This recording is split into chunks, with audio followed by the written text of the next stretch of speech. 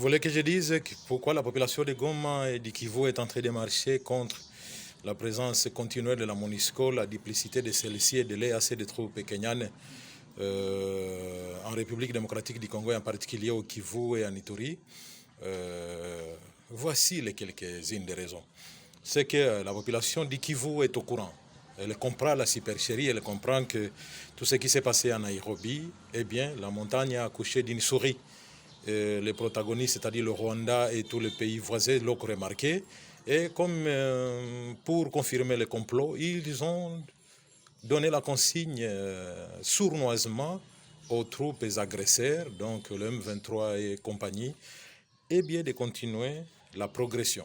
Et ainsi, depuis que les négociations ont échoué en Nairobi, et il n'y a que la population du Kivu qui se rend compte que le gouvernement de Kinshasa a signé un accord quelconque, c'est-à-dire la zone tampon inacceptable, les retraits vers les volcans Sabignon, ça ne signifie rien, c'est d'ailleurs la preuve du complot et de la supercherie pour la population du Kivu et la population congolaise, parce que Sabignon, c'est une montagne comme le Nyiragongo, mais Sabignon s'est éteint, Nyiragongo est actif et Nyamuragira.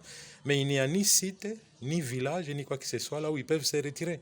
Et ils ne se sont pas retirés. Parce qu'ils sont toujours à Kibumba, ils sont toujours à Bunagana, ils sont toujours à Kiwanja, ils sont toujours à Ruchuru. Et au contraire, ils ont progressé à Kishiche, ils ont pris Bambou, ils ont pris plusieurs localités dans les Ruchuru et dans les Massissi. Ils ont continué comme si le cessez-le-feu de Luanda ne dit rien. Et la population le constate. Et surtout en particulier la présence des troupes de l'EAC qui avaient prétendu au départ qu'il vaut, si le M23 n'attaquait pas, ça c'était un engagement, si le M23 ne se retirait pas, il vaut combattre les groupes armés. Alors, ils ne sont pas venus combattre, au contraire, ils sont venus prêter leurs mains au M23. Et donc, il y a la balkanisation. Et la population du Kivu ne peut pas accepter ça, ne peut pas imaginer que des soi-disant troupes qui sont venues nous renforcer sont par contre et en fait venus pour renforcer et assurer la balkanisation. La zone tampon est inacceptable. On se demande d'ailleurs, encore une fois, ce sont des dirigeants qui sont à Kinshasa et qui signent des accords, ils ne connaissent ni Sabignon, ils ne connaissent ni quoi que ce soit. Et donc, c'est tout cet ensemble qui peut expliquer ce qui se passe à l'est du pays. Donc, en me résumant, la population de Goma en particulier et de Bukavu en particulier également et de Congo en général a compris la supercherie et donc c'est ainsi qu'ils marchent pour protester énergiquement contre cette présence complice de troupes voisines qui sont venues uniquement pour assurer la balkanisation. On n'en a pas besoin. Autant que la MONUSCO, vous voyez que la MONUSCO continue à se renforcer. Qu'est-ce que fait la MONUSCO chez nous? Ça devient une épine absolument inacceptable. Donc on ne sait plus pourquoi la MONUSCO se renforce chez nous. Donc la MONUSCO n'est pas venue pour la paix, l'EAC non plus pour la paix au Kivu. Et donc la population l'a compris. Et c'est pourquoi la population et tous les intellectuels congolais sont outrés par cette imposition d'une volonté impérialiste pour détruire notre pays. Donc, malheureusement, certains des dirigeants congolais sont complices, hélas. Et où est la justice? Où est le service des renseignements? Où est le service de sécurité pour se rendre compte que tout ce qui se fait là, ce n'est pas en faveur de la population, surtout pas en faveur du peuple congolais, et que donc il faut que ça cesse, la MONUSCO doit partir. Et les troupes de l'EAC doivent également partir. Donc c'est pour te dire clairement que ce qui se passe là-bas exaspère tout le monde. Il n'y a pas que la population du Kivu, il y a les intellectuels congolais, il y a les forces vives de la nation. Ça c'est Lucha, Filimbi et toutes les forces vives du Kivu qui se sont dressées pour dire non. Et non à la supercherie, non et non au complot international, non et non au complot régional de tout le pays voisin qui, pour la plupart, nous n'avons pas. On se demande d'ailleurs pourquoi les chefs de l'État continuent à voyager alors que nous n'avons aucun allié qui s'exprime. Aucun allié. Donc tous les voyages n'ont servi qu'à rien du tout. Qu'à s'amuser, à faire des voyages à l'étranger parce qu'un certain Kinois adore d'aller à l'étranger. Les populations de Kivu sont OAC, le chef de l'État avait promis qu'il va s'installer à l'est du pays pour la paix et la paix ne va jamais. Pourquoi force-t-on les gens d'aller s'identifier, s'enrôler alors que le pays s'émère, le pays s'en vend, le pays se balkanise devant nous tous? Il faut donc qu'on se relève et la population a raison, n'est-ce pas, de se dresser contre cette supercherie, Nairobi n'a accouché que d'une souris. Qu'est fait notre armée? Qu'est fait notre armée à l'est du pays? Pourquoi toutes les villes tombent sans résistance? Bunagana, nous avions décroché, Rutshuru, on a décroché, et Kiwanja. Que signifie ces complots-là? Rumangabo est tombé sans combat, Kibumba est tombé sans combat. Dans la plupart des endroits, nous décrochons. Et si ça continue comme ça, donc Goma tombera également sans combat. Qu'est-ce qui se passe? Où est notre armée? Que fait le commandant suprême par rapport à l'instruction que nos troupes se battent, que nos troupes défendent le territoire national? Toutes les villes et cités tombent après décrochage. Pourquoi notre armée ne se bat pas? Nous, encore l'histoire se répète, c'est encore comme en 2011 et 2012 que Rutshuru, Goma, Tchengerero étaient tombés entre les mains du M23, encore sans combat. Mais au moins là, on peut se rappeler qu'à Kibumba, il y avait combat parce que la garde présidentielle de Joseph Kabila s'était bâtie pour protéger la ville, en dépit du fait qu'en définitive, ils avaient décroché pour aller finir à Minova, vous vous rappelez. L'histoire se répète. Qu'est-ce qui se passe et pourquoi nos troupes ne protègent pas la population pour combattre, protéger le territoire national? Qu'est-ce qui se passe? C'est donc tout cet ensemble qui peut expliquer la colère de la population de Goma contre ces complots de tous côtés. Et donc, la police et l'armée doivent protéger notre population et non la réprimer lorsqu'elle est en train de revendiquer ses droits à la sécurité, à la paix. Ça fait plus de 20 ans, environ une trentaine d'années, de guerres imposées et d'injustice pour agenouiller, n'est-ce pas, le Kivu, pour agenouiller la RDC. Jamais on n'a permis.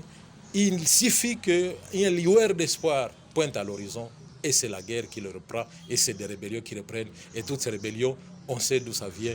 Même les Nations Unies savent d'où ça vient et au contraire, les Nations Unies soutiennent toutes ces rébellions et soutiennent ces pays qui diligentent ces rébellions sur notre territoire national.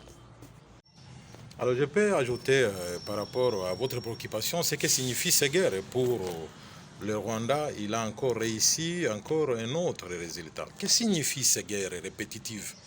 Pour la dernière fois, donc ces guerres de M23, Rwanda M23 en RDC, ils viennent de réussir comme ils l'ont fait avec le CNDP, parce que le CNDP c'était entre autres pour empêcher à la RDC d'exploiter l'énergie du lac Kivu. Donc le gaz, comme elle avait déjà commencé, il fallait empêcher la guerre, et le CNDP a commencé.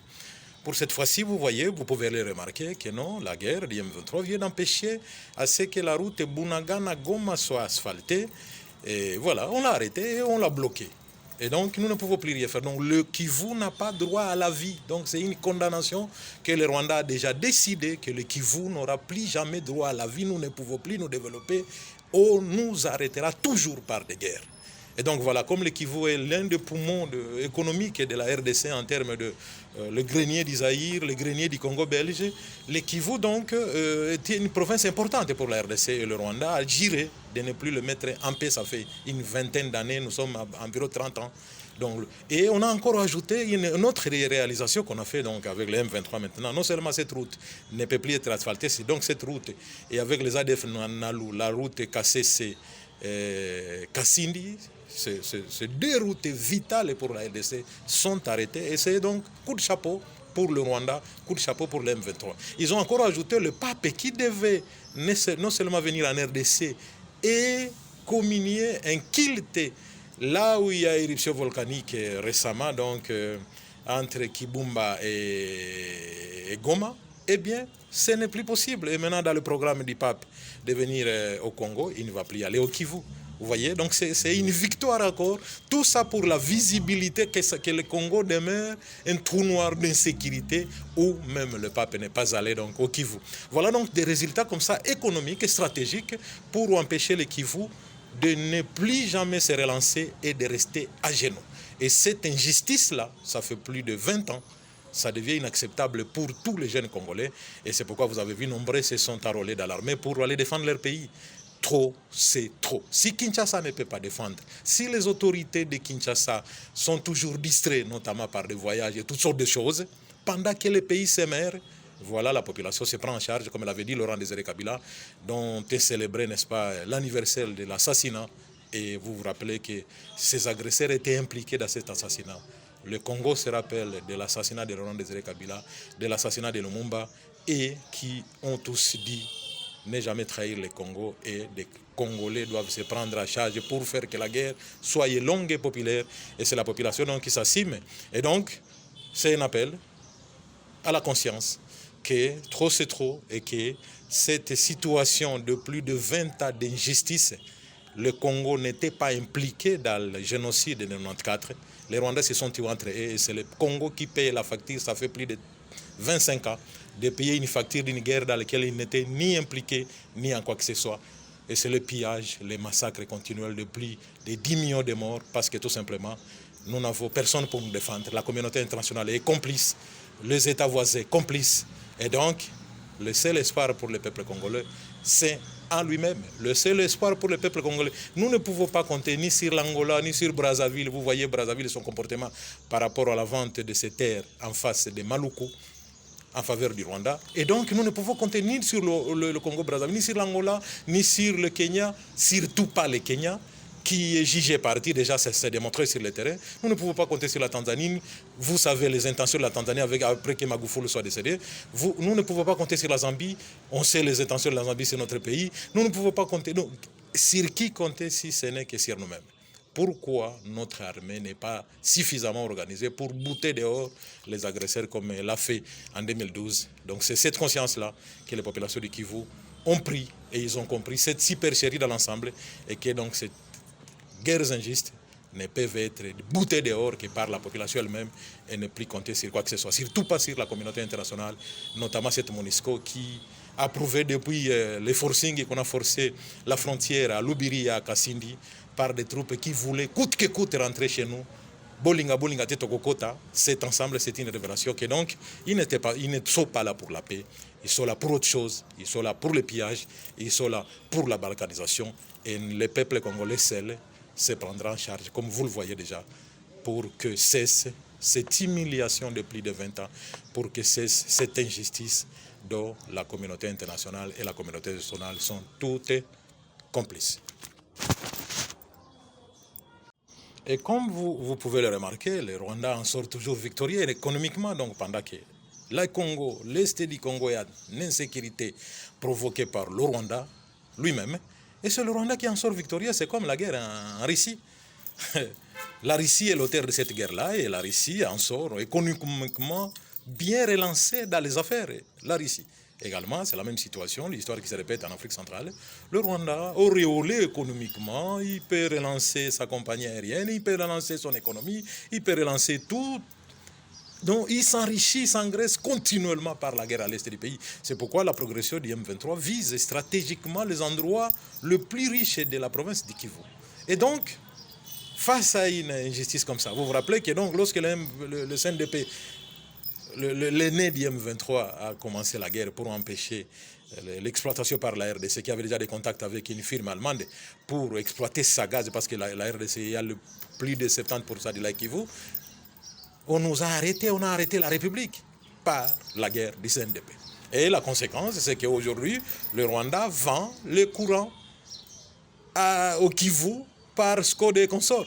Le Rwanda vend le courant au Kivu. Le même courant que nous aurions pu nous-mêmes exploiter nous est vendu par le Rwanda. Ils en tirent des devises. Vous voyez l'ironie du sort de cette injustice, l'ironie du sort de cette méchanceté, l'ironie du sort de ces complots internationaux. Donc, le Kivu, la RDC est condamnée à s'agenouiller pour n'avoir rien fait. C'est uniquement pour avoir été hospitalier. Vous vous rappelez, l'interpellation parlementaire de Mwindo Nzangi et Roubert au Parlement l'avait révélé aux yeux de tous que le Congo, de la bouche de Mme Bazaïba, députée nationale à l'époque, et de Nzangi, que la RDC n'est victime que de son hospitalité, d'avoir été le pays qui recevait tout le problème du Rwanda, qui est guerre en 59, les Tutsis ont fui, qui est guerre en 94, les Hutus ont fui, et bien avant ça, il n'y a que le Congo qui a toujours réussi tous ces problèmes du Rwanda. Cette hospitalité, c'est celui-là qui nous fait payer tout ça. Nous souffrons de tout, de 20 ans de guerre, donc on nous paye la facture de l'hospitalité. Donc ça, c'est important que ça soit connu, et la population de Kivu le sait depuis longtemps. C'est pourquoi elle crie, elle gémit. Cette population gémit à tous ceux qui veulent l'entendre, et personne ne l'écoute. tout le monde ferme les yeux. Au contraire, la France renforce l'armée rwandaise en financement et en dotation. Au contraire, l'Union européenne soutient le pays voisin. Au contraire, l'Union européenne et la communauté internationale soutiennent la balkanisation. Nous n'avons donc pas d'espoir que de compter sur nous-mêmes. C'est pourquoi, plus jamais, les groupes armés congolais de défense populaire ne peuvent plus être appelés des groupes négatifs, parce que ce sont ces seuls groupes qui défendent le pays, ça fait plus de 20 ans, pour qu'il n'y ait pas de balkanisation. Les peuples congolais donc doivent se réveiller, et nous le voyons déjà à l'est, nous le voyons à Ituri, nous le voyons à Kisangani, nous le voyons au nord Katanga, nous le voyons au Kasaï. Il faut donc que le peuple congolais se réveille, comme déjà Kinshasa s'était réveillé en 98. Il faut donc que tout le peuple congolais, comme l'avait appelé Mosé Laurent Désiré Kabila, à mémoire de lui, tout le monde se réveille et qu'on ne peut pas compter seulement sur le dirigeant, parce que les dirigeants sont faciles à être emportés par toutes sortes d'intérêts personnels et privés. Il faut donc que le peuple congolais, par rapport à cette situation, puisse davantage puiser à lui-même et se prendre en charge, parce que sinon, le pays se meurt, le pays s'en va aussi et aux vies de tout le monde.